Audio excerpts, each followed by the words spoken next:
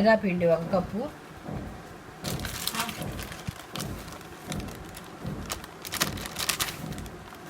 గోధుమ పిండి 1 cup,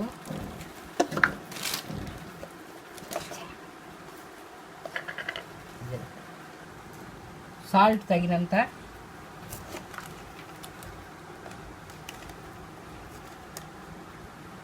మిరప్పొడి 1/2 tea spoon, జీలకర్ర 1/2 టీ స్పూన్,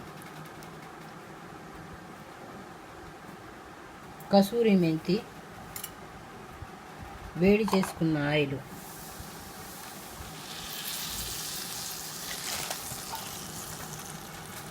వాటర్,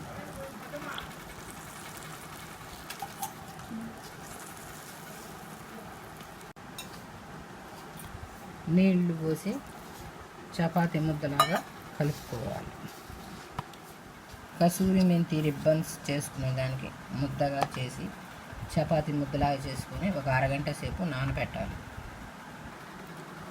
ఈ ముద్దను చపాతీలాగా రోల్ చేసుకొని స్లేసుల్లాగా ఈ రకంగా కట్ చేసుకోవాలి.